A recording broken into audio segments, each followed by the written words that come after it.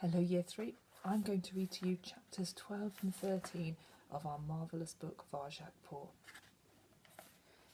Varjak walked in the other direction. He shivered as he walked. The grass felt wet and clammy cold beneath his paws. The sky was clear after the storm, but it looked hollow and black, as though the rain had washed even the moon and stars away. It was much worse being alone now that he had had a moment with Holly and Tam. It made him realise how alone he'd been before, and how lonely he was again now. Still, he had to get on with his mission. Find a dog, take it home, beat the gentleman and his cats. The city loomed up ahead. From the hill he'd seen it all, and how it fitted together. But on ground level he couldn't see further than the nearest building. Even the smallest of them blocked his way. Their thick brick walls reared up before him, higher than the Contessa's house. The night was full of strange sounds, too. Things were rumbling, bells ringing, sirens wailing. What did it all mean? How was he going to find his way through it? He badly needed help. Holly and Tam seemed to know what they were doing, but they were gone, and they weren't coming back. Varjak walked through a gate at the park's edge. Beyond it was a narrow pavement and a wide black road lined by orange street lamps. They looked like spiny iron trees with clusters of light on their branches. Instead of the sweet scent of fruit, they smelled sharp and electric, buzzing nervously above him. He felt exposed in their glare. Further down the pavement he could hear people, groups of them. Some were talking, others were laughing or shouting at each other. His fur prickled, remembering the men who came to the Contessa's house that night.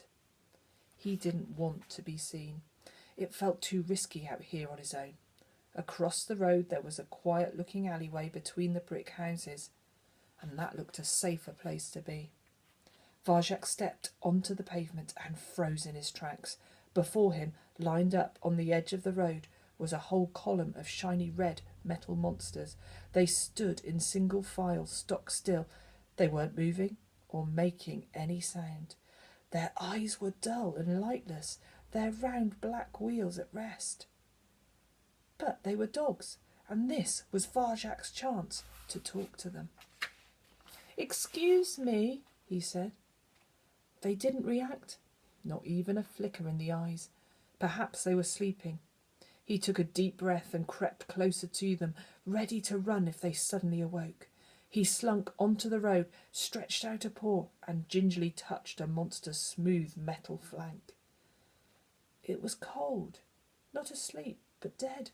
Varjak shivered at the thought. Far away, but closing in, something shrieked. Something roared. Varjak's heart thudded in his chest, and he turned to face it. The shrieking, roaring noise grew louder. It was a pack of dogs, live ones, and they were coming down the road towards him. He'd forgotten how fast and wild they were. In motion they blurred beneath the streetlights. Their yellow eyes were open, so round and bright they seemed to pierce his skull. He couldn't meet their gaze. He had to look away. No wonder people were scared of them. Varjak quaked as the monsters roared past, one after another, after another. They were massive, mighty, unstoppable. In their wake came that foul, choking smell. It made him cough and cough and cough. He cowered in the lethal wind, watched the red eyes at the back recede into the distance. "What should I do, Jalal?" Awareness, the second skill. Before you do anything, you must know what you are dealing with. Assume nothing, be sure of the facts. All right. The fact was, these dogs wouldn't notice him if he just sat there and called out to them. They wouldn't even hear him. They had to make one of them stop. That came first. There was only one way to do it, and Varjak's stomach tightened as he realised what it meant. He was going to have to stand in front of them, in the middle of the road as they sped towards him. Then they'd see him, and he would have no choice but to stop. It would take courage, but he could do it. He could do it. He was sure he could. Deep inside him, something shrugged its shoulders and walked away. "Absolutely not," it said. "I'm not Jalal. I'm not even Julius. The dogs are never going to stop for me. Even if they see me, they'll just run me over. They'll kill me. Look at them. They're huge, heartless monsters. They don't slow down for anything. It's pointless even to try. But he had to try. The elder Paw gave his life so he could try, him and no one else. That sacrifice would mean nothing unless Varjak was prepared to risk his own life too. And hadn't he always wanted a chance to prove himself? Varjak closed his eyes, took a deep breath, and strode out into the road to the very centre of the dog's path. Another pair of yellow eyes appeared in the distance. He could smell the foul breath from here. He could hear the deafening roar. The tales were right. These monsters filled his heart with fear. It clawed at his insides as they came towards him. "Stop!" he called. The eyes were big and dazzling. Varjak looked straight into them. He ignored the piercing pain they made in his head. He ignored his muscles screaming at him to run from this oncoming beast. He stood his ground. He remembered the elder Paw in the garden facing up to the gentleman's black cats. So brave. That was what he needed now. "Please stop," he shouted. "I have to talk to you." The eyes grew bigger and bigger. The monster was coming closer and closer, and behind it he could see others of its kind, a whole pack of them. Good. He was smack in front of them. They couldn't get past without going through him. Jalal could do this. I can do it too. The monsters kept coming, and still he stood his ground, though he had to dig claws into tarmac to stop himself running. "I need your help," he yelled. "Please, please, please." But the monsters weren't slowing. They were speeding. They were shrieking, roaring, bearing down on him. Huge, deadly. "Stand your ground! Stand your—" Fur fluttered, fur flattened. Monsters roared over his head, to his left, to his right, to his left, and were gone.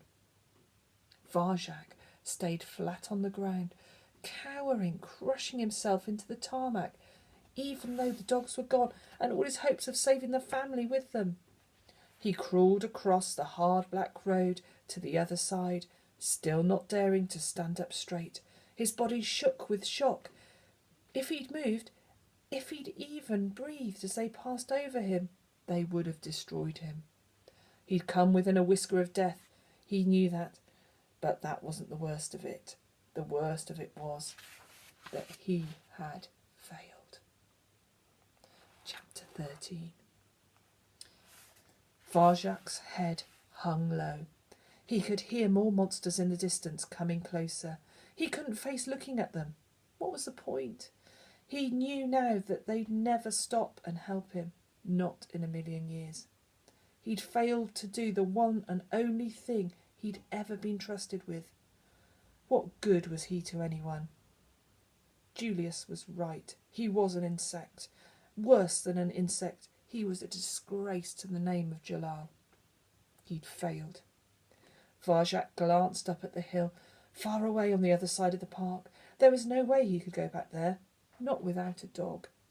That meant he might never see his home again. The kitchen full of china bowls, the Contessa's red velvet armchair, even the new toy mouse. Never again.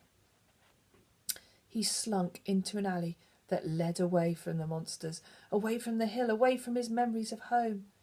This alley was narrow and dark, with the shadows of night. It was empty except for a swarm of black plastic rubbish bags, so full that they'd split open. Ruined food seeped out of the bags like blood from a wound. The ground was slippery with scraps, soggy bread, slimy fruit, discarded and decaying in the dirt. Somewhere in the distance, almost buried by these smells, was the tang of meat. Varjak's stomach grumbled. It had been so long since he'd eaten. He'd remembered insisting to mother and father that he wanted to hunt like Jalal. He laughed bitterly at the memory.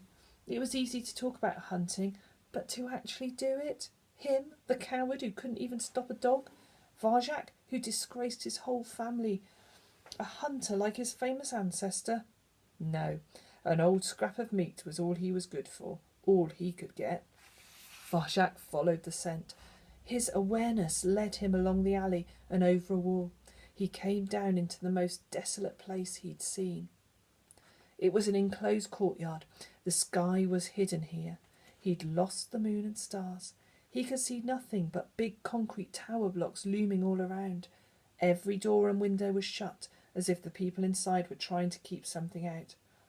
This place made him nervous. The blocks would be impossible to climb. Their walls were smooth and sheer. If something went wrong, if there was trouble, he could easily be trapped. The only way out was the way he'd come in. Still, at least it was shadowy. There were plenty of places to hide, and it was quiet. All he could hear was a muffled rumbling of the city in the distance. The smell of meat was potent in this barren place. With grim precision, Varjak tracked it to a metal bin that clanked in the corner, helpless on its side in a murky pool of rain. Something brushed against his shoulder. Varjak gasped, ducked, swung round. What was it? No one there. Just a rustling sound. Oh, a plastic bag caught by the wind. It was circling him as if it was the hunter, and he was the prey. He let out his breath, told himself not to be so nervous, and turned back to the bin. The smell of meat wasn't quite so nice close up. It was rancid, rotten. That was why he'd picked it up from so far away, and his nose wrinkled. This wasn't how he'd imagined life outside. If only he could have a bowl of the gentleman's caviar now. But this was all he deserved. Varjak moved towards the bin, and the world erupted into violence. Out of the shadows, those perfect hiding place, 5 fully grown tomcats sprang, and not one of them wore a collar. Varjak put up his paws to defend himself. They were too fast. In a vicious blur of speed, they slammed him to the ground and pinned him there. The biggest, a massive, muscly ginger tom, towered over him.